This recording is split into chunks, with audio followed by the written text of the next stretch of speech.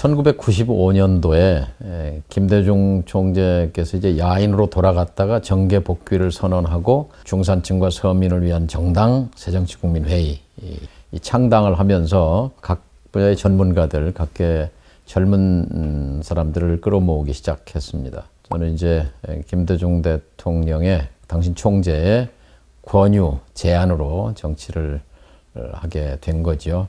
저는 이제 MBC의 정치부 기자로 또 앵커로 이렇게 활동하고 있었는데, 저희는 이제 박정희 정권 말기 때 기자를 시작했기 때문에 민주주의에 대한 열정, 자유 언론에 대한 갈망이 컸고, 저는 이제 대학 다닐 때 3번 잡혀갔어요. 한 번은 경찰서에 데모하다가, 한 번은 또 안기부에, 또 한 번은 군대에 있을 때 보안사에 잡혀가서 터무니없는 그 고문도 당하고 했습니다. 근데 인권과 민주주의가 제대로 서기 위해서는 정권이 한번 바뀌는 것이 맞다라는 그런 신념을 갖고 있었기 때문에 새정치국민회의가 창당되면서 그런 제안을, 그런 권유를 받아들이게 된 겁니다.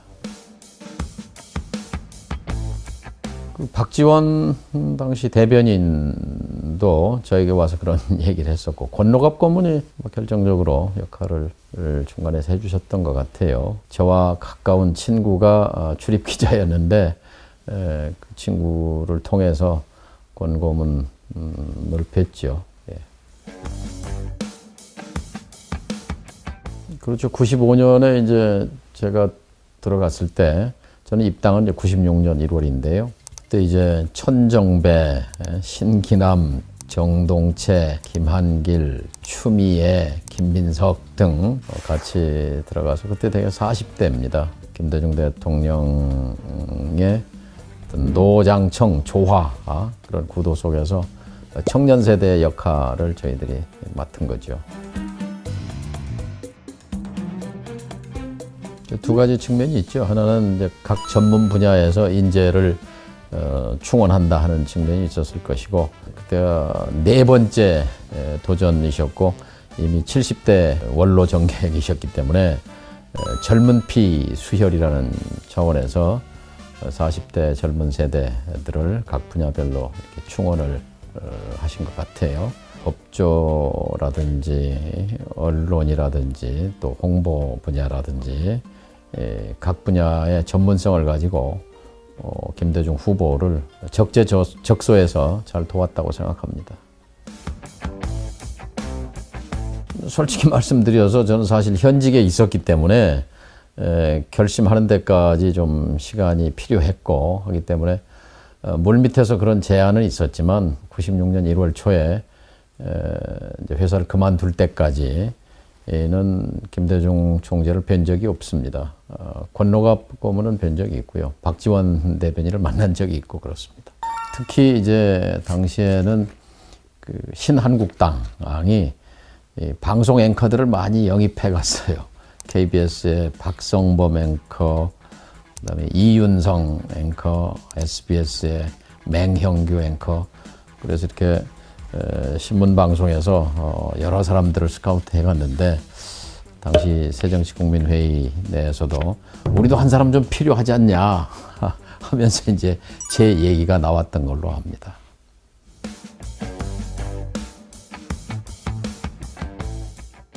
제가 거의 젊은 세대 충원의 제일 마지막이었습니다. 그러니까 95년에 창당을 했고, 제가 이제 회사를 그만두고 당에 간 것이 1월 하순쯤 되기 때문에 그때는 총선이 불과 코앞에 있을 때여서 사실은 이제 대개 조직책, 그 지구당 위원장들이 임명되어 있는 상태였고 빈자리는 없는 거였어요. 근데 실제 저한테 이제 강동구의 이부영 의원에 대해서 저격 공천 얘기가 있었는데, 저는 그걸 원치는 않았습니다. 왜냐하면 당시에 당적은 달랐지만 국회에서 그래도 신망과 실력으로 평가받고 있는 의원인데, 이부영 의원을 저격하러 간다는 게 무슨 의미가 있겠는가 해서 원치 않는 입장이었고, 결국 전주에 출마하게 됐죠.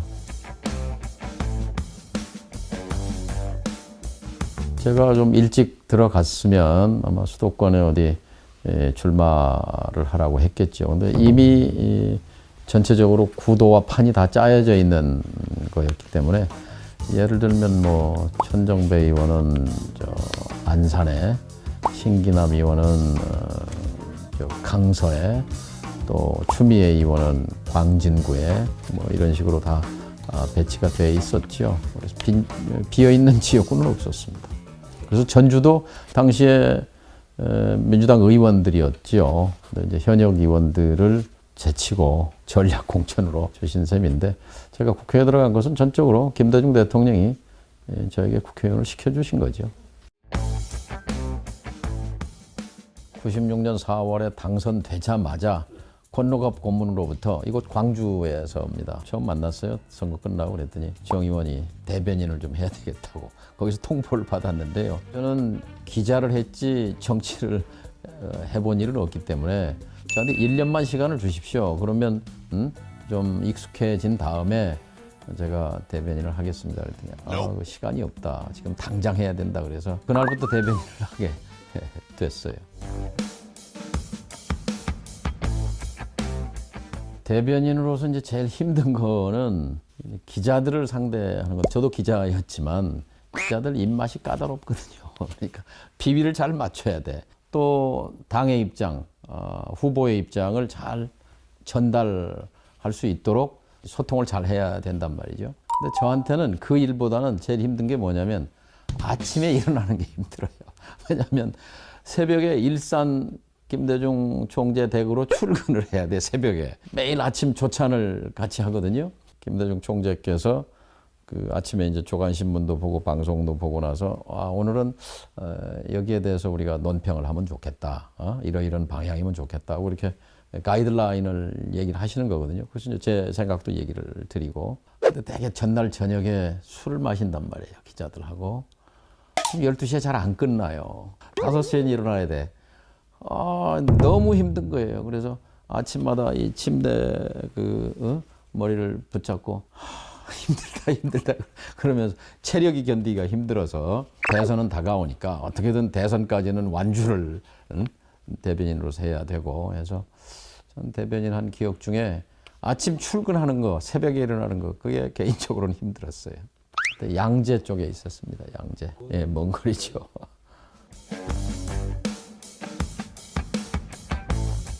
그러니까 총재께서 뭐 구술을 해서 논평을 써주시는 건 아니에요. 어떤 주제에 대해서 이런 방향이면 좋겠다, 이제 이런 대략적인 아웃라인을 얘기를 하시는 거죠. 그러면 그 방향에 맞게 이제 브리핑을 하는데, 제가 이제 중시한 것은 그때 이제 길게 뭐 10분 얘기해봐야 방송에 나가는 건 10초에서 15초 나가거든요. 그러면 길게 얘기해봐야 내가 원하는 거와 상관없이 아무거나 따다 쓴단 말이에요. 제가 방송으로 카메라 앞에서 온 카메라 상태에서 브리핑할 때는 딱 나갔으면 좋은 거 그거를 10초면 10초, 15초면 15초씩 딱딱 끊어서 이렇게 얘기해 주니까 편하기도 하지만 또 불평이 있었어요. 왜냐하면 자기들의 이제 그 기자들, 취재 기자 입장에서는 선택권이 제약되는 거예요. 어쩔 수 없이 내가 준 대변인이 풀어놓은 코멘트를 실어 나를 수밖에 없으니까 그게 처음엔 굉장히 효과가 있었어요. 비판도 받았죠. 바로 방송 그만두고 이제 그 전까지 주말 뉴스 앵커를 하다 왔기 때문에. 그러니까 사람들은 정치인 정동영으로 보는 게 아니라 MBC 뉴스, MBC 앵커 정동영으로 본단 말이에요. 근데 저 사람이 새정치국민회의 또 김대중 총재 입장을 대변하고 있어. 헷갈리는 거예요. 이게 방송 뉴스를 하는 건지, 이 당의 대변을 하는 건지, 이 이미지가 혼란이 오는 거거든요. 근데 방송에서는 사실 정파적이지 않잖아요. 객관적인 팩트 너머에 있는 진실, 이거를 전달하기 위해서 노력하기 때문에 이제 그 유권자들로부터 이런 얘기도 들었어요. 정동영이 얘기하면 거짓말도 진짜로 들린다. 그러니까 진실같이 들린다. 뭐 그런 효과 때문에 또 뭐 저를 대변인으로 쓰셨겠죠. 예, 제가 김대중 총재의 대변인을 40개월 했는데요. 96년에 당선되자마자 대변인 임명받아서 97년, 98년까지 한 2년 조금 넘게 하다가 이제 그만둡니다. 3번에 걸쳐서 합니다. 다른 분이 이제 대변인을 이어받았다가 도중하차하고 또 다시 투입돼요. 2번째 하다가. 그러고 또 그만두었는데 또 다시 징발이 돼서 제가 3번인데 합쳐보니까 한 3년 반, 40여 개월 됐더라고요. 연배도 제 선친과 비슷한 연배시고 한국 현대사의 거목인데 저로서는 엄청난 행운이지요. 매일매일이 정치 과외거든요, 사실. 어렵기도 하지만 늘 뿌듯했어요. 이런 분을 곁에서 모시면서 배울 수 있는 그 사숙의 기회를 갖는다는 것이 개인적으로는 참 영광스러웠어요. 제가 처음 김대중 후보를 먼발치에서 본 것은 고3 때 전주 공설운동장에 40대 기수 3분이 와서 연설을 하는데 단연 압도적으로 우리 김대중 후보의 그 사자후가 가슴에 와서 꽂혔습니다. 사실 제가 정치에 대한 씨앗이 뿌려진 것은 김대중 후보의 1970년 연설을 듣고였고, 그리고 내가 걷는 70년대라는 그 자서전 책이 있었어요. 그 책을 사서 보면서 많은 감명을 받았죠. 제가 1980년대 MBC 정치부 기자를 하고 있었는데 미국 망명에서 85년도에 이제 돌아오셨어요. 돌아오셔가지고 신당 돌풍이 일어나고, 그때는 뭐 언론에 김대중 총재는 등장을 못했을 때예요. 언론 통제 때문에. 대신 기자들을 불러서 그 동교동 자택에서 저녁 식사를 하면서 나는 그렇게 강한 사람이 아니다. 나는 빨갱이 아니다. 그런 자리를 이렇게 쭉 만드셨는데 MBC 정치부 기자들을 초청해서 갔을 때 이제 바로 앞자리에서 이제 식사를 하면서 질문도 하고 답변도 들었는데 그때 참 아주 감명을 받았습니다. 도서관에 와 있는 느낌이었어요. 도서관. 현대사, 한국사, 세계사를 동서양을 통틀어서 정치, 군사, 외교, 뭐 문화, 경제 정말 물 흐르듯이 정연한 논리로 말씀하는 걸 보고 이런 인물이었구나라는 것을 새삼 느끼게 됐죠. 그리고 이제 제가 대변인을 하게 된 거예요.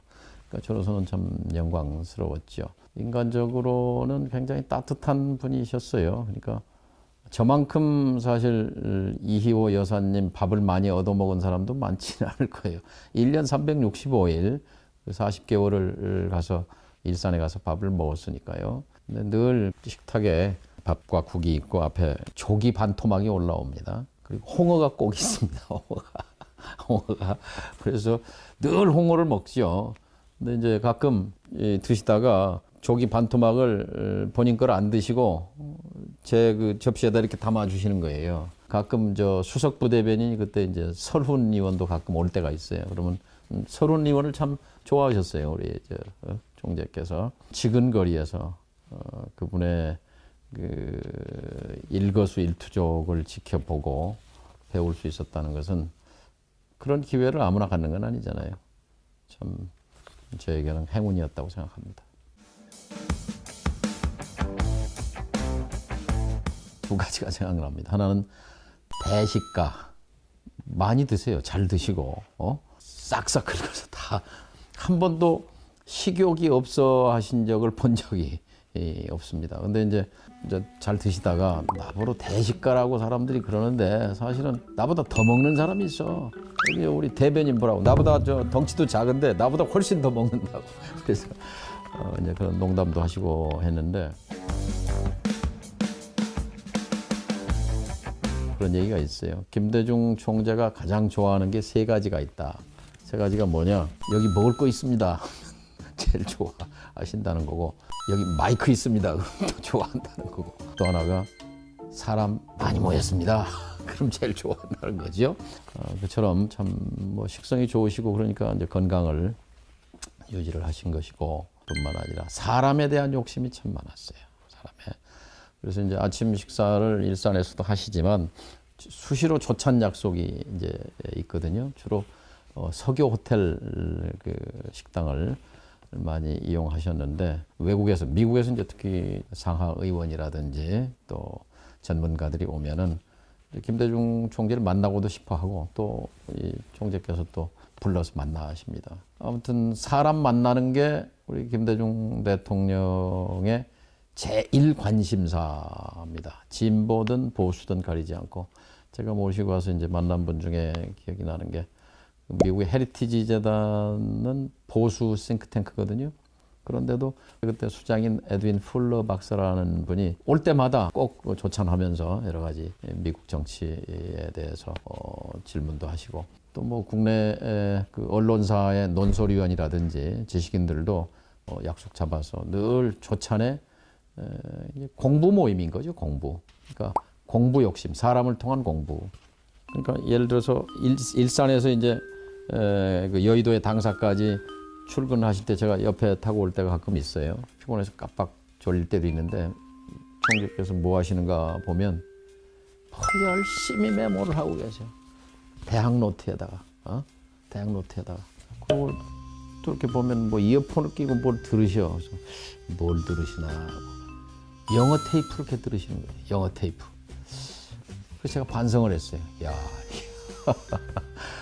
천하의 DJ도 그 짜투리 시간을 아끼려고 영어 테이프를 듣는데 나는 지금 뭐 하고 있는 거냐. 그래서 제가 영어 공부를 다시 시작하게 된 그런 동기도 됐습니다. 작은 일에도 최선을 다하시는 게 아주 예를 들면 이제 행사가 많잖아요. 뭐 이런 가면 이제 말씀을 하게 되잖아요. 축사를 하든 뭐 격려사를 하든. 근데 그냥 가시는 법이 없습니다. 당에서 물론 준비를 해놓은 자료가 있죠. 근데 그거는 택도 없죠. 그러니까 천하의 김대중인데 그거 그냥 가면 뭐 축사 뭐 격려사 몇 말씀 못 합니까? 그런데 그거를 그렇게 준비를 하시는 거예요.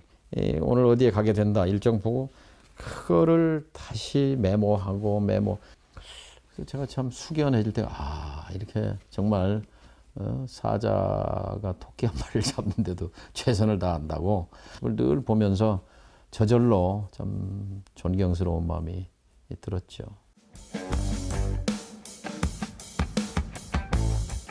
그러니까 12월 17일로 선거가 끝나는데 그날 저녁에 김대중 후보의 동생분이 돌아가셨습니다. 김대희 선생이라고. 근데 선거 기간 내내 김대중 후보가 시달렸던 그 아킬레스건이 약점 포인트가 뭐냐면 연세가 많다는 걸 계속 공격받았거든요. 뭐 심지어 임기 못 마친다 뭐 이런 식으로 했는데 투표 전날 동생이 돌아가셨으니 형님도 아니고 악재잖아요, 악재. 이제 그 소식이 이제 우선 이제 대변인실에 딱 전달이 돼서 급히 이제 그 위기 대응 TF가 그때 구성되어 있었어요. 이종찬, 신건, 천용택, 엄삼탁, 뭐 정동영, 뭐 해서 6명. 그래서 거기서 이제 아이디어가 나온 게 일단은 지금 저녁 한 7시쯤 됐으니까 밤 12시까지 그걸 끌 수밖에 없다. 여기서 일단 끊어야 된다. 그래서 제가 대변실로 와서 김대희 선생 사모님에게 이제 한양대학병원이었는데 전화를 해서 빨리 집으로 가시라고 서교동인가 뭐 자택으로 이제 가시게 하고 대변실에 제가 내려가서 기자들한테 아까 낭설인데 지금 댁 전화번호가 여기 있으니까 한번 직접 확인해 보면 될 거 아니냐. 돌아가셨는지 안 돌아가셨는지 기자들이 전화를 하는 거예요. 사모님이 받으셨어요. 상가집 같으면 사모님이 받을 상황이 아니잖아요. 이제 기자들도 예의가 있는 사람이니까 혹시 김대희 선생님 댁 맞냐고. 이제 사모님이 그렇다고. 그러니까 그럼 김 선생님은 지금 댁에 계시냐고. 밖에서 친구들 만나셔갖고 좀 늦는다고 전화가 오셨다고. 이렇게 이제 답변을 하셨단 말이에요. 기자들이 헷갈리지. 그래서 이제 잠시 혼란에 빠졌어요. 그래서 이제 확인하고 뭐 이러다가 9시가 넘어갔어. 왜냐면 9시는 방송사들이 뉴스 시간이잖아요. 이게 지나갔어. 저쪽 편도 많이 있잖아요. 그러니까 분명히 별세하셨는데 왜 뉴스가 안 나가느냐고 이제 막 그 신문 방송으로 빗발치듯이 이제 갈 거 아니겠습니까? 그 한양대학병원에 반대편도 있고 우리 편도 있는데. 근데 어쨌든 우리가 딱 잡아떼다가 이제 12시에 다시 대책회의를 해서 이제 발표합시다. 그래서 발표를 했어요. 뭐라고 발표했냐? 이제 모든 선거운동은 밤 12시로 끝났다. 이제 이 대선에 선거에 영향을 미칠 수 있는 그런 행동이나 운동이나 뭐 보도는 이거는 다 선거법 위반이다. 자, 이거 보도하면 안 된다. 라고 이제 자물쇠를 잠근 거예요. 그리고 이제 투표에 들어갔죠. 6시에 땡 이제 출구 조사를 했어요. 그때 방송들이 나간 게 1.1% 차로 1.1% 차의 승리. 함성이 터져 나온 거죠. 그 당사가 떠내려갈 듯이.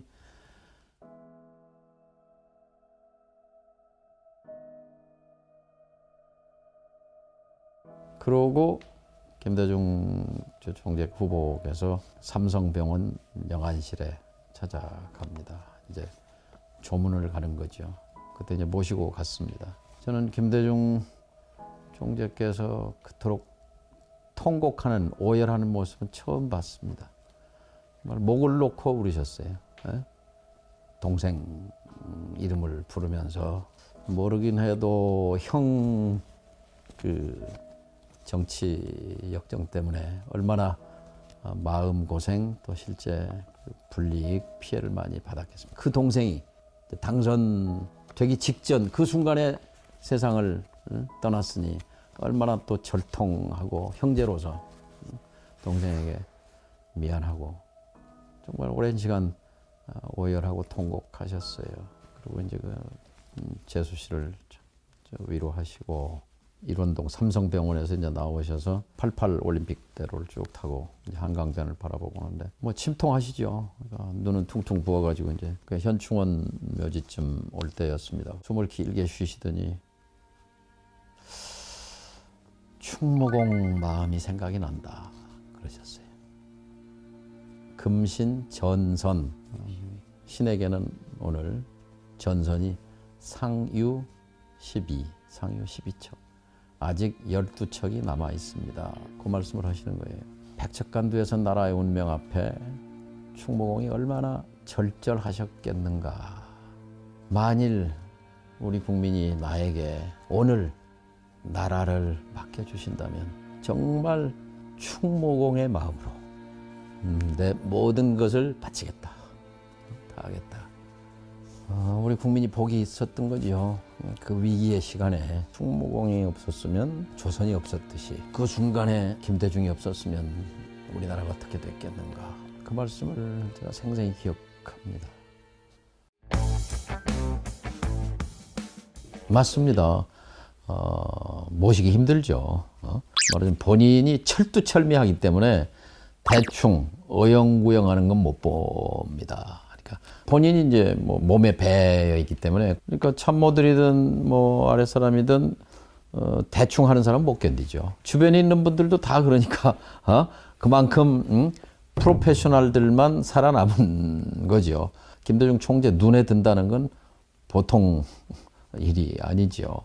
그래서 모시기 참 힘들고 그래서 저도 대변인 하면서 칭찬은 몇 번 못 받아봤어요. 근데 어쩔 때 이제 가끔 칭찬하실 때면 이게 마음에 흡족했구나 이런 생각이 드는 거죠. 97년 이제 대선이 넉 달 남았어요. 이제 한 복판인데 8.15 광복절인데 평양방송에 우리 새정치국민회의 지도위 의장을 하시던 분이 나와버렸어요. 평양방송에. 월북한 거예요. 오익재 천도교 교령인데 엄청난 충격을 받았죠. 저지난주까지 당에서 회의 주재했던 분이 평양방송에 나왔어요. 당은 엄청난 충격과 당혹에 휩싸였죠. 그 다음날 이제 당의 입장을 얘기해야 되잖아요. 근데 그날은 총재와 상의할 시간이 없었어요. 제가 정보기관에 의한 기획 입북의 의혹이 있다라고 제기를 했습니다. 근데 물론 그냥 한 건 아니고 그 전날 저녁에 누군가의 제보가 있었어요. 그렇다면 이건 냄새가 난다. 정보기관이 움직인 흔적이 있다. 이제 그러면서 이게 물타기가 되어버린 거예요. 오익재 지도위 의장의 월북이 정보기관이 개입했다는 걸로 우리가 이제 치고 나가니까 그 이제 뭐 공방이 벌어진 거죠. 그래서 그때 이제 안기부가 저를 고발하고 검찰이 저를 소환하고 뭐 구인을 압박을 하고 저는 개인적으로 굉장히 고달팠습니다만은 그러나 그걸로 해서 많이 좀 그 희석이 됐죠. 말하자면 특히 우리 지지자들은 그래 말하자면 정보기관 친구들이 또 나쁜 짓 했구나 이렇게 생각을 했을 테니까요. 김대중 대통령께서 하여튼 어깨를 두드려주면서 우리 대변인이 쪽집게 같이 이렇게 논평을 했다고 아주 흡족해 하시던 기억이 납니다. 그 위기 일발이었으니까요. 참 우리 김대중 대통령이 이렇게 순항한 것만은 아니에요. 충청북도에 그 음성 꽃마을 동네가 있습니다. 거기 그 신부님이 하는 거기에 이제 큰 행사가 있어서 몇만 명이 전국에서 모인데 갔는데 그 자리에 김대중 총재가 가셨는데 축사 기회를 안 줘버렸어요. 우리 당황했죠. 뭐 항의를 하고 난리를 쳤는데 근데 그때 옆에서 참 보고 존경스러웠습니다. 한치도 흔들리지 않았어요. 끝까지 그냥 단상에 그 행사 끝낼 때까지 아마 2시간, 3시간 뭐 엄청난 시간을 쓰면서 축사 한마디 못하고 아마 참석한 그 사람들은 다 느꼈을 거예요. 그 자리에 이제 와 계시다는 건 소개가 됐기 때문에 모욕이죠, 모욕. 모욕을 당했을 때도 의연하게 뚫고 나가는 그런 그 용기. 이제 한 번은 포항에 갔어요. 그래서 이제 그 연설을 하게 실내 어디 체육관인가 극장인가에서 하는데 가보니까 한 40~50명밖에 없는 거야. 앞자리에 이렇게 옹기종기. 뭐 1000여 명, 500명 이렇게 들어갈 수 있는 강당인데 그래서 이제 총재님을 모시고 그 강당, 그 체육관 옆에 어디 다방에서 이제 기다리면서 좀 사람이 더 오기를 1시간쯤 기다렸어요.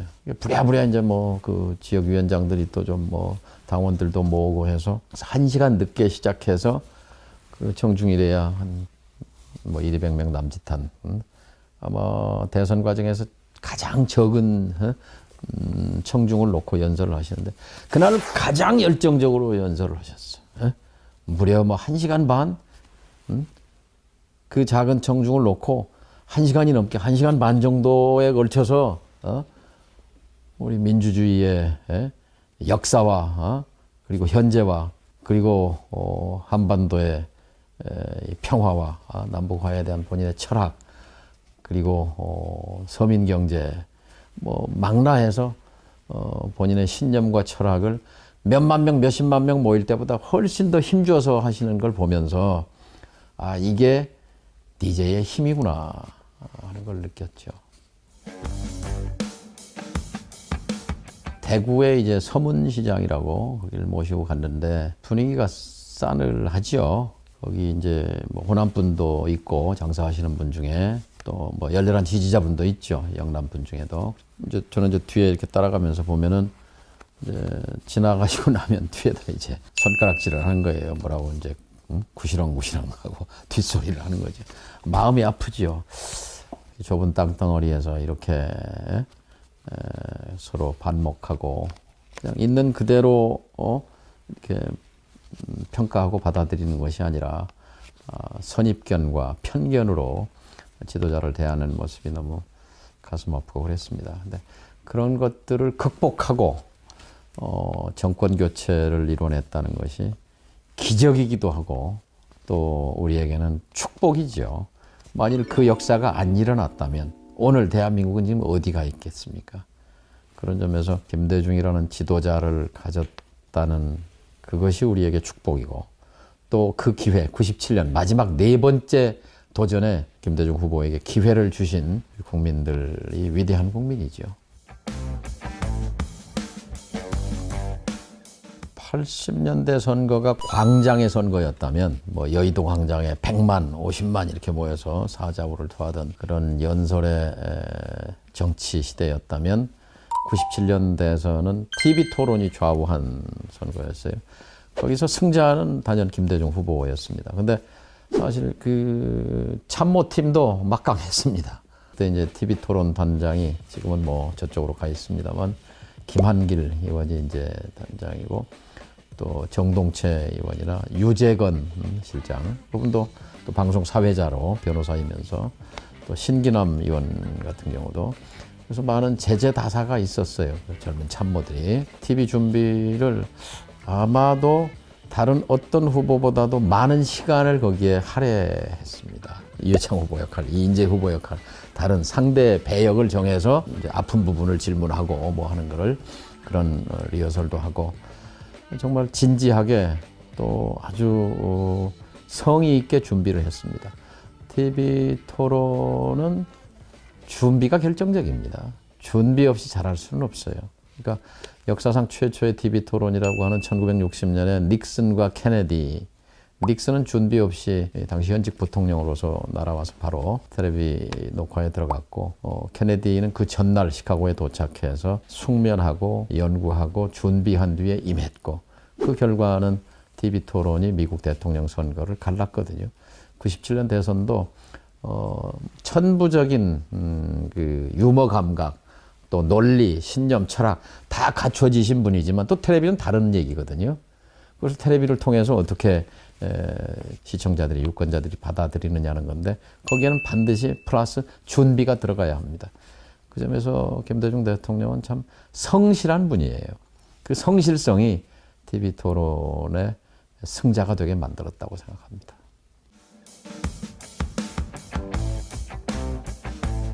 김대중 후보가 방송과 관련해서는 이경규가 간다라는 프로그램이 있었어요. 텔레비전에 김대중 후보가 등장한 첫 프로그램입니다. MBC의 이경규가 간다가. 그래서 그 일산에 아침에 이제 그 촬영팀이 와서 아침 식사하는 것부터 이제 그 일산 호수공원에 가서 맨손 체조하고 하는 산책하고 하는 그런 장면부터 해서 일상을 취재해서 그 텔레비에 처음 나갔어요. 그 전에는 김대중 후보를 총재를 다룬 적이 없습니다. 뉴스 이외에는 프로그램에서. 되게 아주 그때 반응이 뜨거웠죠. 좋아하시는 코미디는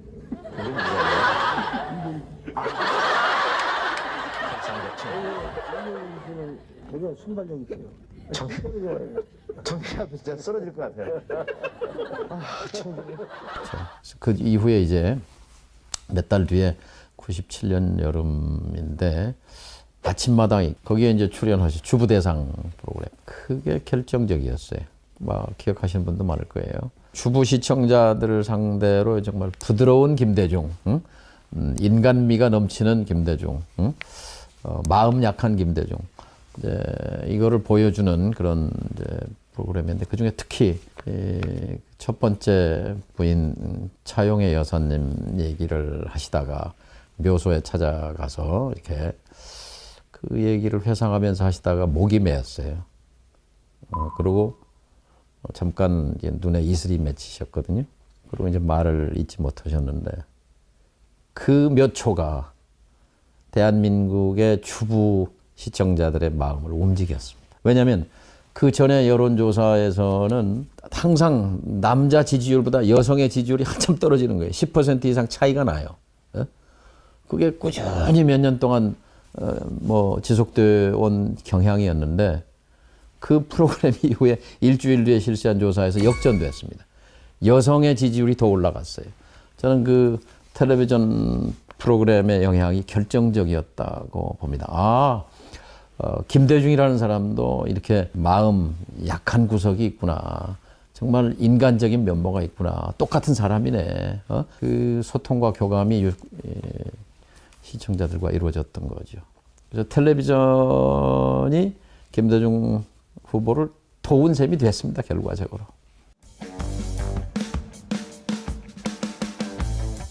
97년 12월 18일이 대선이고 12월 17일로 이제 끝나는데 마지막 텔레비전 찬조 연설자가 정동영이었습니다. 원래는 제가 아니었어요. 저는 대변인으로 바쁘기도 했지만 찬조 연설은 또 서로 또 좋은 분들이 많이 있었으니까.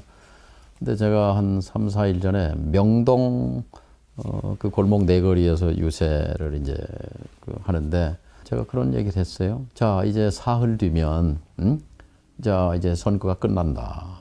끝나고 나면 12월 19일 날 아침에 당선자가 이제 나올 터인데 이 모습을 한번 생각해 봐라.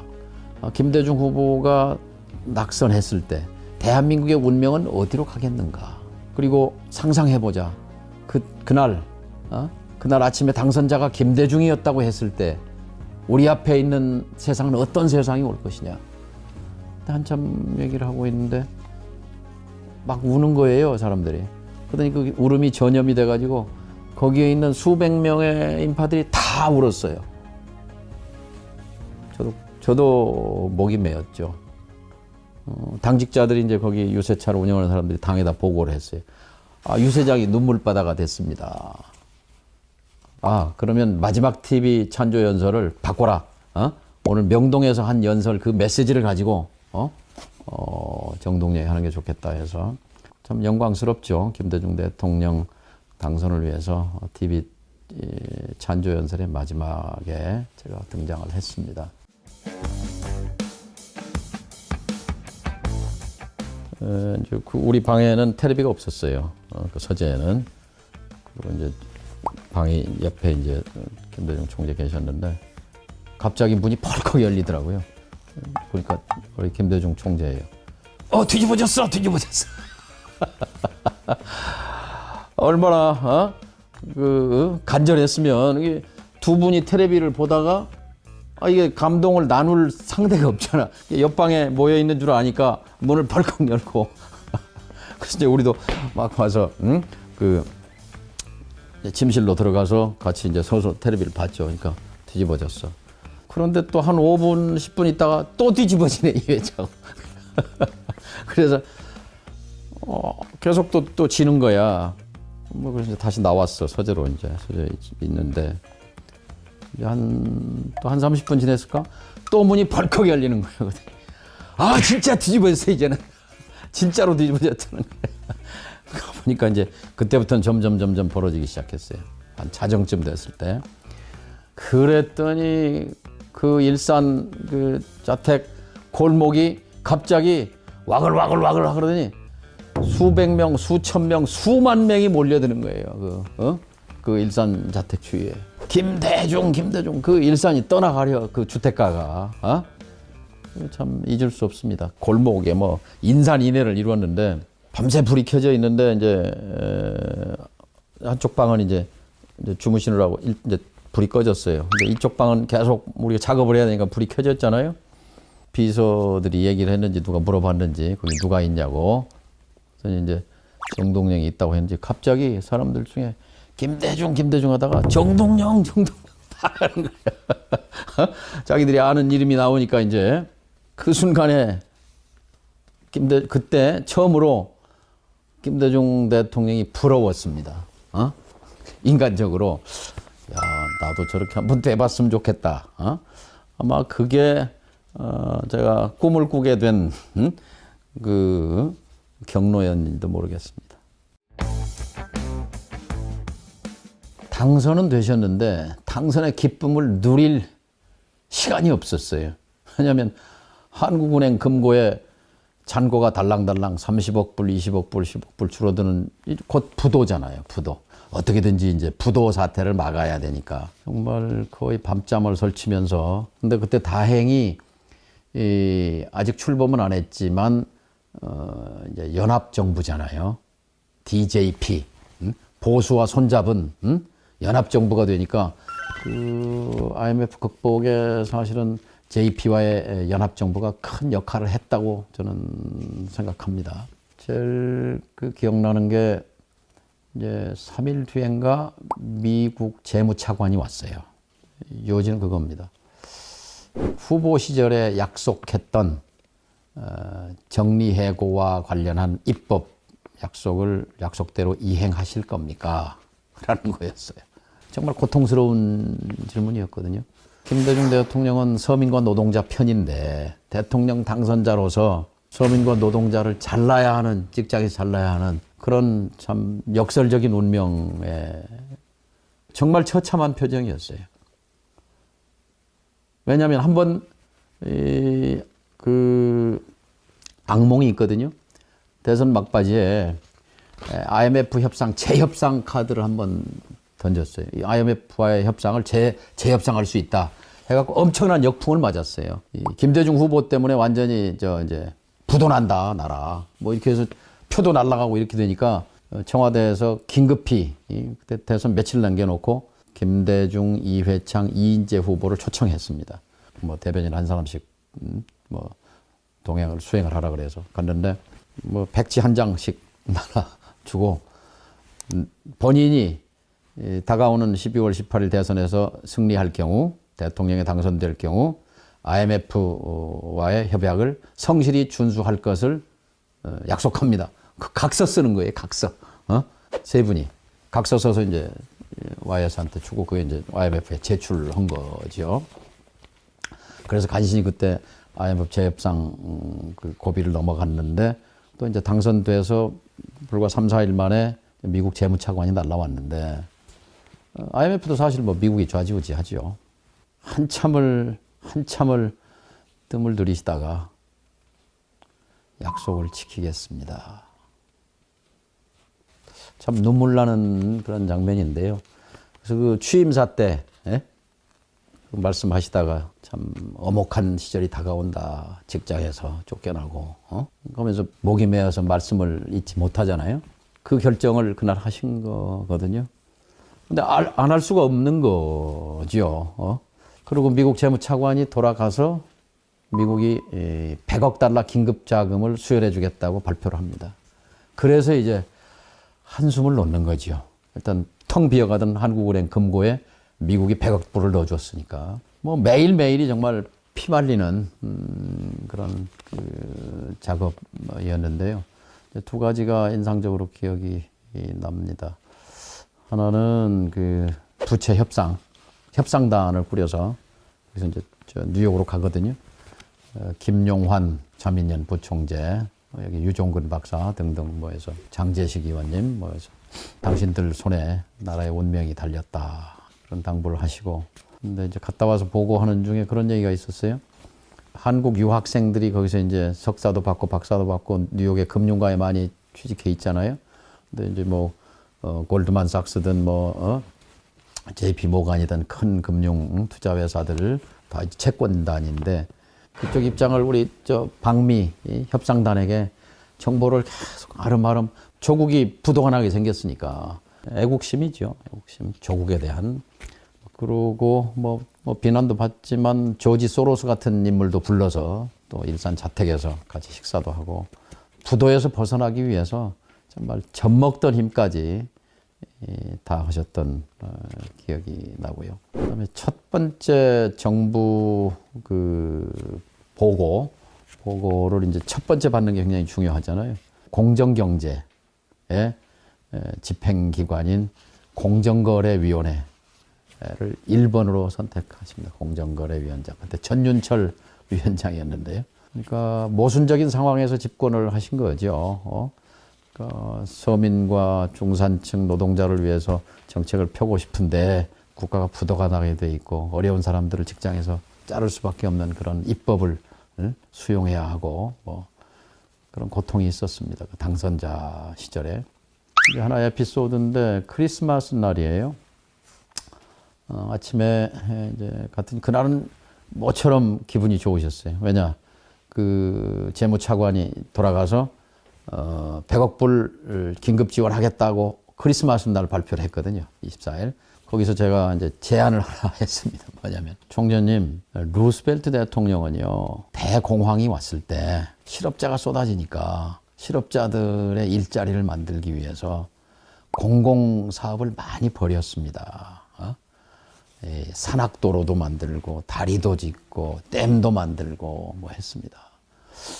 근데 우리 월드컵 경기장을 김영삼 대통령이 광역도시에서만, 그러니까 서울, 부산, 대구, 광주, 인천, 대전, 대구 이렇게 원래 일본은 10개 하는데 7개로 줄였습니다. 제 생각에는 일본도 10개 하는데 다른 공사판을 벌일 게 아니라 월드컵 경기장을 10개 원래 약속대로 짓는 게 어떻겠습니까? 우리 총재께서 대변인 말이 일리가 있어. 흔쾌히 그냥 기분도 좋았고 또 뭐 앞뒤가 맞는 말이잖아요. 그래서 제가 그 말 일리가 있어 이 5글자를 가지고 이제 고건 총리를 찾아갔죠. 당시 총리가 월드컵 10개 집시다 우리도 그랬더니 이제 뚱 하시더라고. 당선자 뜻이요. 아 전화해 보세요. 대통령의 권력은 언제가 제일 센가? 당선자 시절이 제일 셉니다. 당선자 때 모든 사람이 다 당선자 눈치를 보게 돼 있어요. 취임하면 하루씩 권력이 줄어요. 하루씩. 근데 당선자 때는 다들 당선자 말씀이 정말 지상명령이요. 아, 근데 난처하지요. 이미 국무회의 심의하고 대통령 YS 결재 받아서 본인이 발표까지 했는데 이걸 당선자 뜻이라고 와서 이제 대변인이 들고 와서 얘기하니까 얼른 문체부에 떠넘기더라고요. 송태호를 좀 만나보시오. 송태호 장관이라고. 그래서 제가 또 이제 문체부 장관을 찾아갔어요. 이분이 브리핑 차트를 국장이 딱 만들어 놓고 이제 그것이 불가한 이유에 관해 설명을 하더라고요. 국무회의까지 걸쳐서 다 했기 때문에 이게 불가능하다. 그래서 뭐 보고 뭐 더 이상 하실 필요 없고 이건 당선자 뜻입니다. 뽕해. 아마 고 총리가 당선자 뜻이라고까지는 전달 안 한 것 같아. 근데 그 자리에서 이 관료들이 180도 태도를 바꿔가지고 당선자 뜻이 그러시다면 이거를 바꾸려면 요렇게 하는 방법이 있습니다. 하고 그걸 브리핑을 하더란 말이죠. 그래서 2달 뒤에 발표를 해서 전주, 수원, 제주, 서귀포 이 3군데가 추가됐습니다. 월드컵 경기장을 10개로 해서 제가 전주에서 큰 소리 치는 이유가 그거예요. 정동영이 뽑아서 그래도 월드컵 경기장 탈락했는데 그거 있어서 현대가 지금 전라북도에서는 축구 잘 하잖아요.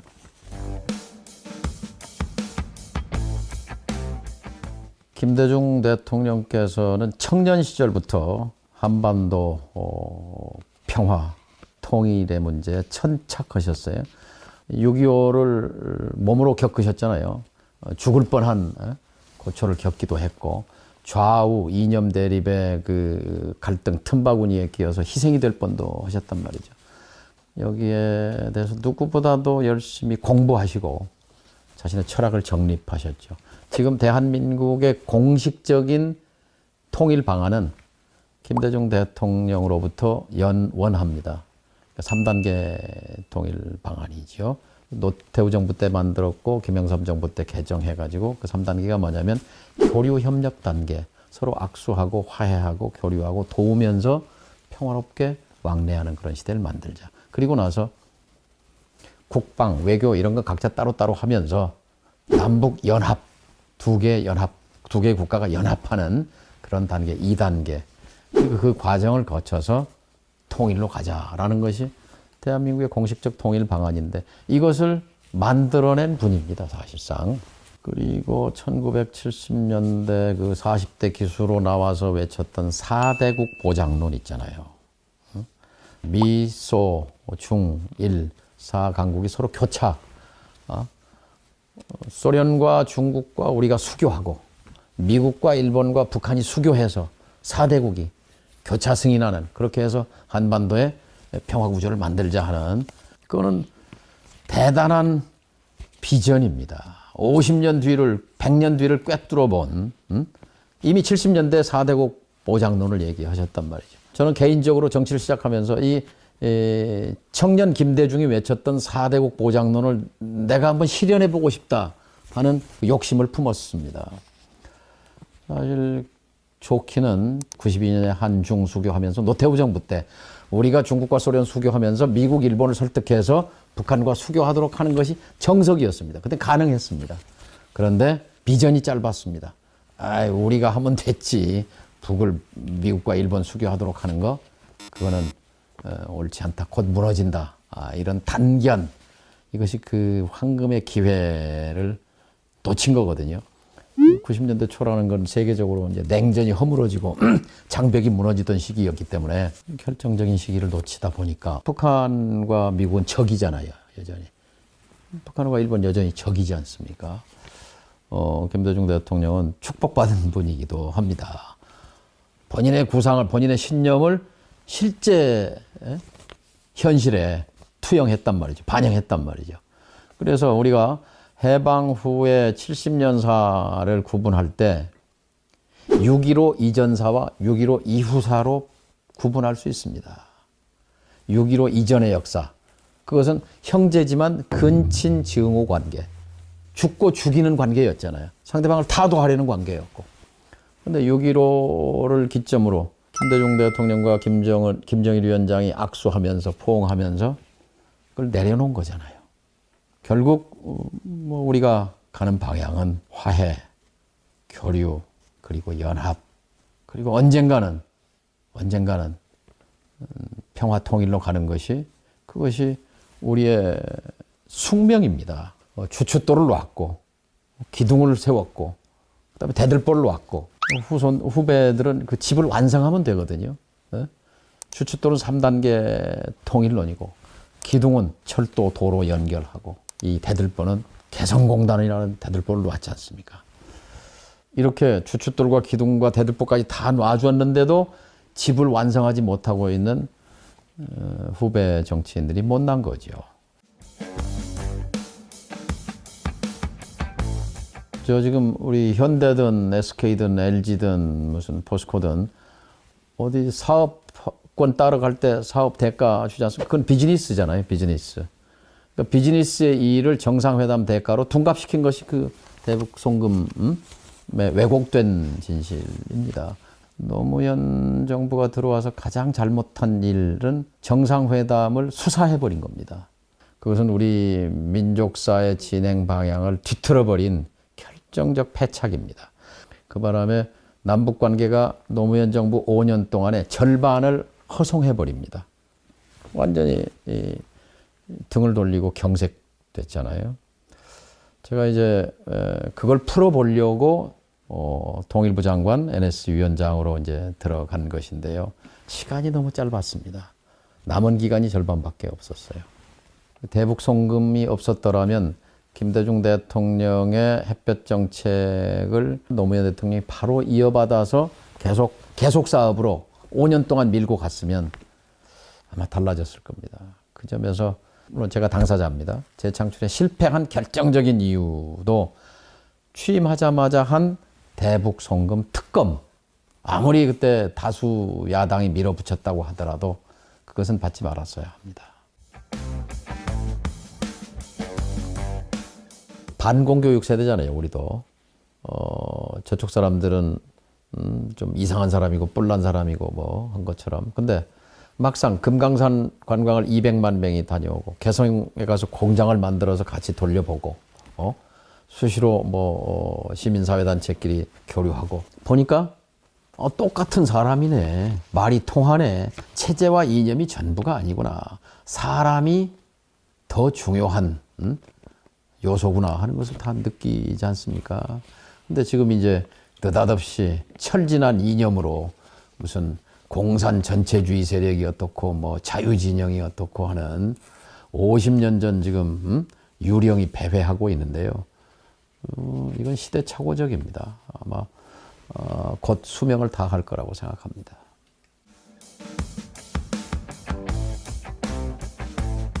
우리 미래 세대의 먹거리, 국가 경쟁력을 위한 디지털 경제를 만든 거, IT 코리아를 만든 거. 김대중 당선자가 첫 번째로 외국 손님을 만난 사람이 누구냐면 손마사요시, 손정희 회장입니다. 초청하셨어요. 그래서 여의도 당사 총재실에서 손정희 회장을 만나는데, 근데 만나서 이제 뭘 자문하냐면 어떻게 하면 우리가 산업화에서는 뒤졌지만 일본보다 이 정보화, IT, 디지털에서 앞서가려면 우리는 어떤 국가 전략을 하면 좋겠는가 하는 게 이제 듣고 싶은 얘기였어요. 근데 이분이 그러는 거예요. 손정희 씨가 이제 일본말로 하고 통역하는데, 한국이 디지털 선진국이 되려면 첫째, 한국 국민이 컴퓨터를 잘 써야 됩니다.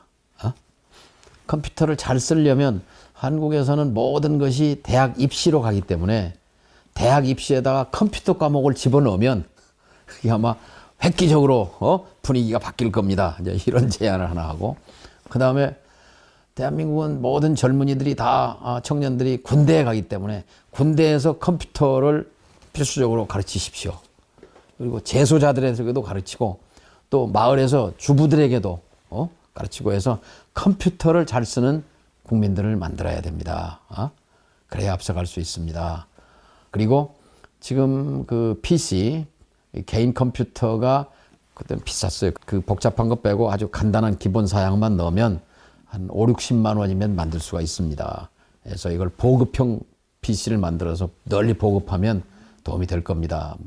실제 그래서 우리 정부가 우체국 PC라고 해서 우체국에서 가져가고 한 달에 10,000원, 20,000원씩 내면 그래서 그 급속하게 PC를 보급한 적이 있죠. 그러니까 김대중 대통령은 어쨌든 밤잠을 설치면서 어떻게 하면 IMF를 극복할까? 그다음에 어떻게 하면 한국 경제의 잠재 성장력을 키울 것인가 하는 거기에 이제 그 집중을 하셨는데 그 중에 하나가 본인이 이렇게 말씀하세요. 그 80년에 전두환에 의해서 감옥에 계실 때 그때 제일 탐독했던 책이 엘빈 토플러의 제3의 물결. 그걸 여러 번 읽고 이런 세상이 오는구나 라고 학습했다 이제 이런 말씀을 하셨는데요. 이제 엘빈 토플러 박사도 고인이 됐습니다만 김대중 대통령에 대해서 참 대단한 지도자로 평가하고 자기 그 부의 미래라는 그 돌아가시기 전에 쓴 책인데 거기에 한반도 챕터가 하나 나옵니다. 김대중 대통령의 디지털 정보화가 갖는 의미와 함께 그 개성공단을 씁니다. 북한의 시계와 남한의 시계가 다르다 이거 시간차가 난다 이거죠. 한국은 디지털로 가버렸는데 아직 이제 북은 산업화 이전의 시계에 머물러 있다 이제 이런 그 글을 썼어요. 엘빈 토플러를 책을 통해서 배우고 또 손정희 씨를 만나야 되겠다 해서 모셔다가 과외를 받은 거예요. 그건 과외를. 그리고 나서 이제 조치가 뭐였냐면 디지털 사령탑을 민간에서 최고의 전문가를 좀 모셔와야 되겠다. 그래서 사람을 구했습니다. 그래서 선택된 분이 삼성 SDI 사장을 하셨던 남궁석 씨라는 분을 정보통신부 장관으로 발탁합니다. 당신이 IT는 사령관이다. 김대중 대통령 집권 5년 동안에 초고속 인터넷에 국가 투자가 2조 6천억 들어갔어요. 그래서 전 세계에서 가장 인터넷 속도가 빠른 나라를 만들어버렸잖아요. 2조 6천억 가지고 대한민국의 디지털 코리아를 만든 거예요. 그나마 역사가 어떤 부분보다도 높게 평가할 김대중 대통령의 업적이라고 생각합니다. 그러니까 저는 김대중 대통령 정부에 대해서 저도 책임이 있는 사람이다 이렇게 생각했어요. 사실 김대중 대통령 당선되고 나서 많은 사람들이 특히 호남에서 이제 원도 한도 없다. 제발 정치만 잘해달라. 이 얘기가 공통적이었어요. 열심히 하셨고 IMF 극복했고 정보화했고 남북 평화 이룩했고 그럼에도 불구하고 국내 정치 상황은 녹록치 않았어요. 온로비 사건이라고 침소봉대한 사건인데 등등 해서 여론 지형이 악화되면서 지지율도 낮아지고 근데 이제 문제는 이제 정권 재창출이 이렇게 되면 어렵게 되는 것이다. 아무리 IMF를 극복했고 민주주의를 반석에 올려놓았고 또 정보화를 이룩했고 남북 평화를 이룩했더라도 다시 정권이 돌아가 버리면 모든 것이 수포로 돌아갈 터인데 절박했죠.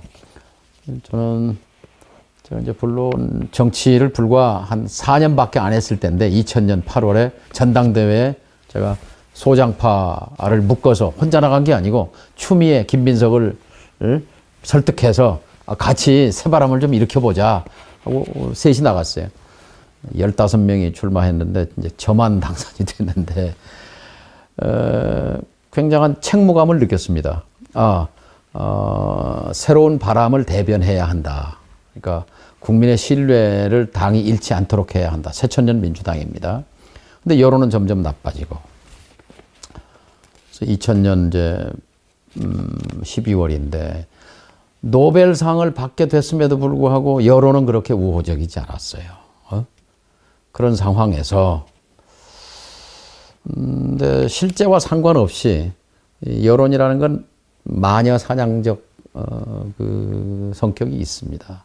그때 이제 표적이 사실은 권노갑 고문이 표적이 돼 있었어요. 실세, 권박 대신 뭐 이렇게 해서 실제와 다른 얘기입니다만 저는 권노갑 고문으로부터 많은 그 사랑과 참 소통을 하던 분인데 그러나 그것과 김대중 대통령이 성공해야 한다는 것은 별개의 문제였습니다.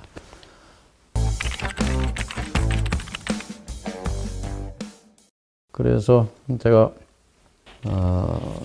저 청와대 12월 2일인데 가기 전날 저녁에 아내와 함께 제가 가톨릭 신자입니다. 성당에 갔습니다. 가서 둘이 캄캄한 성당에서 기도했습니다. 어떤 선택을 해야 하는가 해서 저는 충분히 받았다. 이제 국회의원 배지를 내려놔도 된다. 국회의원 연연할 이유가 없다. 그러면 내가 옳다고 믿는 바를 행하는 것이 맞다. 그런 스스로의 응답을 받았습니다. 그리고 이제 혼자 가서 말하자면 동교동의 이선후퇴 권노갑 고모님을 물러나라고 하는 얘기를 하기에는 좀 약간 겁나잖아요. 그러니까 우군이 필요해. 그래서 미리 김근태 선배하고 이제 짰어요. 그래서 뭐 생각은 같으니까 이대로 있으면 안 된다. 변화해야 된다. 그래서 같이 이제 하기로. 그리고 또 한 분쯤 더 있어야 될 것 같아. 그 전두환 12.12 때 맞섰던 장태환 장군이 그때 지명직 최고위원이었어요. 찾아갔어요. 장군님 이대로 안 되지 않습니까? 누군가 대통령께 직언을 해야 되는데 제가 하랍니다. 우리 김근태 선배도 하기로 했는데 좀 도와주십시오. 그랬더니 맞다 이거야. 지금 이대로 가면 안 된다. 나도 하마. 그래서 스크럼을 짰어요. 이렇게 셋이 하기로. 그리고 정대철 선배한테도 또 이제 정대철 선배도 비슷한 생각이고. 그래 이제 만찬 끝나고 그때 이제 서영훈 선생이 대표신데 자리가 이제 김대중 대통령, 서영훈 대표, 그다음에 이제 최고위원 득표순으로 앉아요. 1등이 한화갑, 이인재, 김중관, 박상천, 정동영, 제가 5번째 앉고 제 옆에 이제 김근태, 정대철, 그리고 이제 지명직, 신낙균 씨나 장태환 장군 뭐 이제 몇 분 이렇게 있고 권노갑 고문이 이제 대통령 옆에 계셨고. 근데 서영훈 대표가 그러는 거예요. 이제 식사 끝났으니까 뭐 현안에 대해서 뭐 허심탄회하게 얘기 좀 합시다. 그러면서 누가 할까요? 김근태 최고부터 좀 하시면 어때요? 그래서 김근태 최고를 지목한 거예요. 큰일 났어. 왜냐하면 김근태 선배가 이제 첫 받다가 되니까 이렇게 돌아갈 거란 말이에요. 6번, 7번 뭐 이렇게 돌아가지 거꾸로는 안 올 것 같아. 김근태 선배도 이제 의외로 허를 찔린 거예요. 원래 약속은 제가 먼저 발언을 하면 우리 김근태 선배가 도와주기로 이렇게 했었는데 본인이 하여튼 열심히 말씀을 했어요. 길게.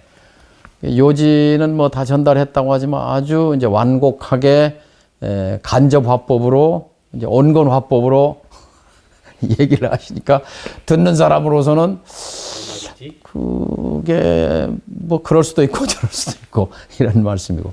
그다음에 이제 정대철 선배인데 정대철 선배는 드릴 말씀이 많습니다만 제가 서면으로 적어 왔습니다. 이제 관저에 가서 읽어보시죠. 봉투를 갖다가 대통령한테 드리더라고요. 그래서 제가 이제 맞은편에 장태환 장군이 계시는데 눈을 좀 맞춰야 되겠는데 저를 계속 피하시는 거예요. 이분도 이제 김근태 최고가 말을 한 것 같기도 하고 안 한 것 같기도 하고 자기가 이걸 꺼내야 되느냐 말아야 되느냐 고심하시는 것 같더라고. 그러더니 이제 차례가 되니까 무슨 금리 문제가 어떻고 뭐 금융 문제가 어떻고 엉뚱한 얘기를 하셔버렸어. 그러니까 결국 제가 이제 말번이 된 거예요. 마지막 발언자가 돼서 원래 준비한 것보다 훨씬 더 좀 강도가 세졌죠. 이제 뭐 제가 몰아서 할 수밖에 없으니까. 그래서 제가 그 얘기를 드렸죠. 저는 어젯밤에 성당에 가서 미사를 하고 그리고 의원직을 내려놓겠다는 생각을 갖고 이 자리에 왔습니다. 저는 이대로 가면 정권 재창출 못한다고 봅니다. 그리고 이제 쭉 얘기를 했어요. 물론 참 굉장히 그 현장에 그 자리에 계신데 권노갑 고문을 향해서 그런 쓴소리를 하게 된 거에 대해서 인간적으로 정말 못할 짓이었고 고민스러웠지만 했습니다. 이제 그게 이제 1차 정풍 운동이에요. 1차 쇄신 정풍 운동. 그래서 그게 이제 그 뭐 열대 명, 한 20명 가까운 비서실장, 뭐 비서관까지 있는 자리인데 그게 말이 안 새 나가겠습니까? 그러니까 뭐 보완이 안 되죠. 그래서 며칠 뒤에 이제 그게 뭐 언론에 튀어나가면서 이제 뭐 엄청난 파동이 있었는데 그 파동을 겪으면서 또 이제 훌륭한 것은 권노갑 고문께서 순명이라는 두 글자를 남기시고 그냥 퇴장을 하셨단 말이죠. 좀 안타까운 일이고 좀 인간적으로 미안한데 그러나 그걸로 해서 저는 우리 국민들이 민주당을 새롭게 봤다고 생각합니다. 저기는 그래도 바른 소리를 하는 사람이 있고 뭐 저를 욕한 사람도 많았죠. 저를 키워준 사람을 저렇게 뭐 물러나라고 얘기할 수 있느냐라고 하는 욕도 들었지만 우리 국민들에게 민주당의 쇄신 정풍에 대한 희망을 갖게 만들었다 이렇게 생각합니다.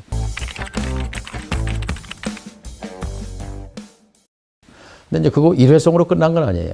계속해서 당내에서 개혁적인 목소리를 냈어요. 바른정치 모임이라는 초재선 의원들 모임. 아마 그 의원들이 그 뒤에 다 그래도 다 성장해서 좋은 정치인들이 됐었죠. 이른바 이제 천신정이라고 해서 천정배, 신기남, 정동채, 또 김민석, 추미애, 임종석, 송영길, 뭐 이종걸, 우상호, 뭐 이런 의원들 초재선 쭉 그 같이들 모여서 당의 개혁과. 근데 이게 개혁이라는 게 이제 하루아침에 이루어지지 않기 때문에 2차 정풍 파동이 또 옵니다. 이제 2001년 10월경일 거예요. 제가 이제 이처럼 뭔가 내각 쇄신도 이루어지지 않고 당의 쇄신도 이루어지지 않은 상태에서는 당 지도부를 할 의미가 없다 하고 제가 최고위원을 사퇴합니다. 사퇴하니까 김근태 또 최고가 나도 사퇴한다고 사퇴했습니다. 근데 거기서 더 커진 거는 또 1등 당선자인 한화갑 대표가 나도 그럼 그만두겠다 뭐 이래서 여당 지도부가 붕괴하는 이제 사태에 처하게 됩니다. 그래서 이제 긴급히 청와대에서 이제 긴급 그 비상 최고위원회가 열리는 거예요. 최고위원회도 이제 사퇴했는데 그래서 이제 사전에 뭐 저한테 여러 사람이 와서 뭐 이번에는 가서 좀 뭐 말 안 할 수는 없지만 좀 부드럽게 잘 해라 하는 그런 뭐 부탁도 하고 회유도 하고 뭐 있었습니다. 근데 또 청와대 갔어요. 그런데 또 뭐 제가 아니면 또 쓴소리를 제대로 별로 그 자리에 뭐 노무현 최고도 노무현 당시 이제 장관 그만두고 또 최고위원으로 와 있었어요. 이인재 최고도 있었고. 그래서 거기서 그때도 제가 또 뭐 세게 발언을 했습니다. 전면적인 국정 쇄신이 필요합니다. 뭐 바꿔야 합니다라고 하니까 그때 김대중 대통령께서 화가 많이 나셨어요. 그랬더니 자리를 박차고 일어나셨어요. 자리를 나가셨는데 그러고 나서 총재직 사퇴를 발표하셨어요. 사퇴. 저로서는 참 뭐 당혹스러웠지만 저는 김대중 대통령이 주도해서 당정 개편도 하고 이렇게 하시기를 바랬는데 너희들하고 저 당 같이 못하겠다. 나 총재 못하겠다 하고 이제 사퇴를 하셨어요.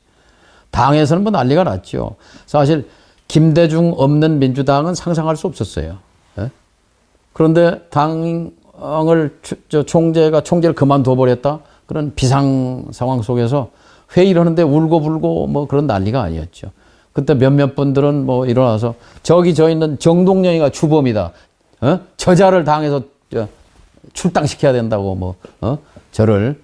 그리고 고참 당원들은 막 몽둥이를 들고 정동영이 때려 죽여야 된다고 막 한 100여 명씩 이렇게 몰려서 당사에 오고 뭐 그런 소동도 있었는데 제가 무슨 사심으로 그 당정 개편을 해야 되고 쇄신해야 되고 제가 소영웅주의 그렇게 비난하는 사람도 있어요.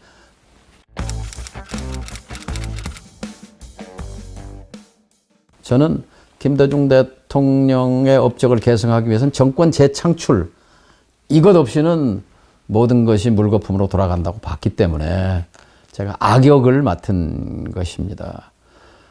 이제 그리고 나서 이제 다시 그 소장파 의원들과 함께 제가 주창한 것이 뭐냐면 총재는 안 계시지만 우리가 뚫고 나갈 방법은 이제 2001년 말이에요. 곧 이제 2002년 대선이에요. 자, 우리가 국민 참여 경선을 도입하자. 국민들에게 오픈 프라이머리, 국민들에게 개방하자. 그래서 국민들이 우리 당의 대통령 후보를 선출하게 하고 그렇게 해서 대선을 돌파해 나가자. 이 주장을 합니다. 국회에서 세미나 토론회도 열고 발표도 하고 처음에는 반응이 시큰둥했지만 결과적으로 그게 국민 참여 경선으로 그 조세형 이제 전 대표가 특별대책위원장 거기에 이제 우리 전정배 의원도 같이 활동하고 그랬죠. 거기서 이제 안을 잘 만들었어요. 그래서 사실은 제가 만일 쇄신정풍 운동이 아니었다면 국민 경선은 없죠. 국민 경선이 없으면 정권 재창출은 없는 거예요. 저는 그렇게 생각합니다. 그랬기 때문에 또 제가 그 국민 경선에 감히 후보로 참여하게 된 겁니다. 왜냐하면 그 쇄신정풍 과정에서 이인재 후보나 노무현 후보는 이 오불관언 그건 좀 떨어져 있었어요. 왜냐하면 그건 체육관에서 대의원들 선거에서 후보가 되고자 하는 전략을 갖고 있었기 때문에 그 당 총재나 지도부와 척을 져서는 안 되는 그런 특수한 입장이 있었죠.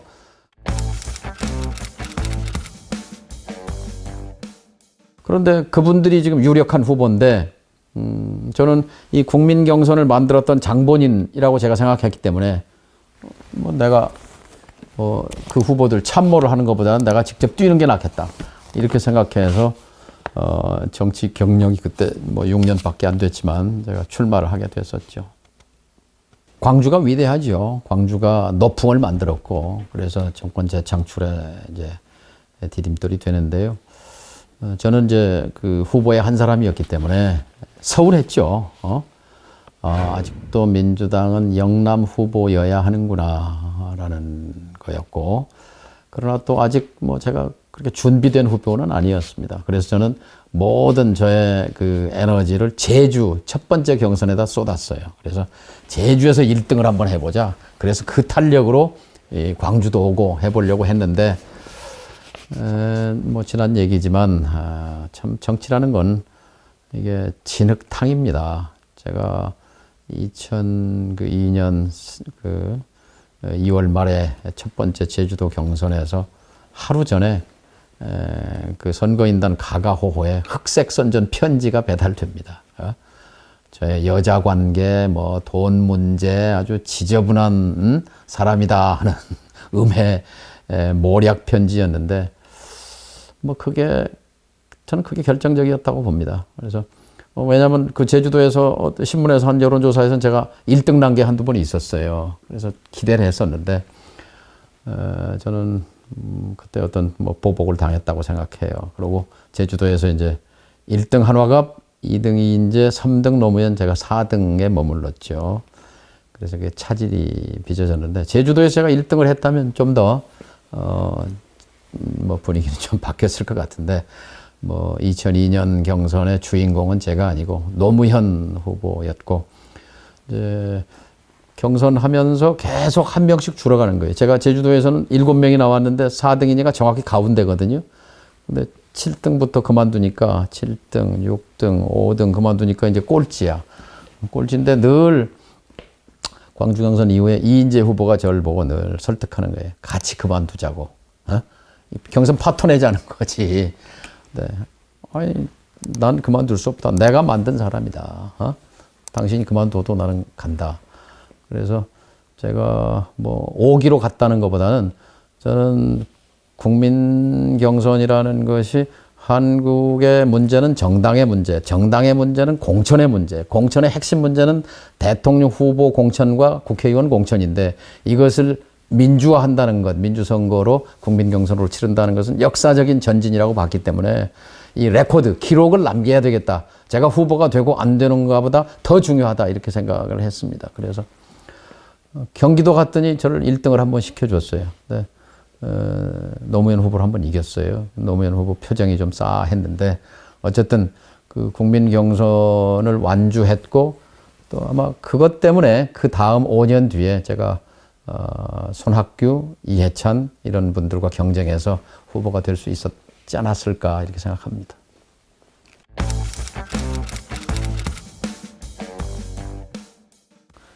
이제 정몽준 후보 얘기를 안 할 수가 없는데요. 제가 12월 19일이 선거날인데 선거 전날이죠. 그러니까 전날 마지막 날 항상 또 역사가 일어나요. 12월 18일 날 아침에 제주에서 비행기를 타고 올라오는데 옆자리에 노무현 후보가 있었어요. 저거 둘이 이제 오는데 후보가 그러는 거예요. 두 가지 이제 선거가 끝났는데 두 가지를 잘못한 것 같다. 하나는 새천년 민주당이라는 당명을 좀 바꿨어야 하지 않을까 그런 생각이 든다. 불쑥 그 얘기를 해요. 그 다음에 또 하나는 정몽준을 너무 가깝게 끌어들였다. 이건 내 실책인 것 같다. 그렇게 말씀하더라고요. 그게 이제 그 불씨였어요. 불씨. 그러고 뭐 메모를 줬는데 강요 추천.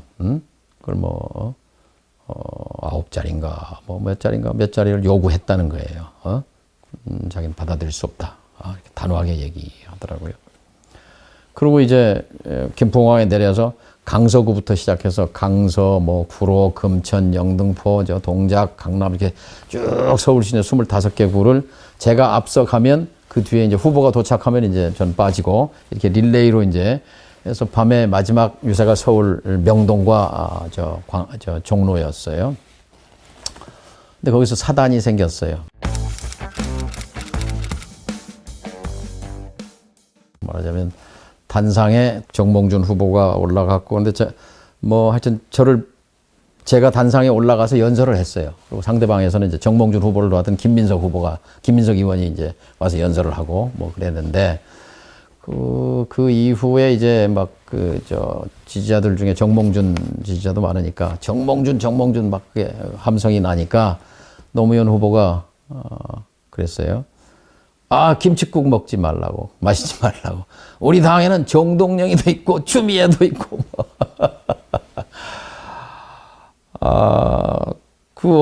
정몽준 의원 입장에서는 얼마나 무렴했겠어요. 그러고는 정몽준 후보가 지지철회 소동이 생겼잖아요. 그래, 제가 얼마나 그날 밤에 고민했냐면, 제가 단상에 굳이 안 올라가서 연설 안 했어도 되는데, 그거 뭐 어찌어찌해서 올라가서 연설하는 바람에 막 또 분위기가 달궈졌단 말이에요. 응?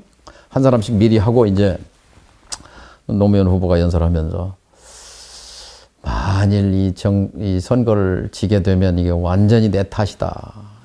정말 너무 참담했습니다. 그래서 참 기도를 하고 그랬는데, 그게 또 오히려 역전이 돼가지고 역풍이 돼서 오히려 지지자들이 투표장으로 대거 나오는 바람에 또 승리하는 그런 계기가 됐죠. 참 드라마였죠.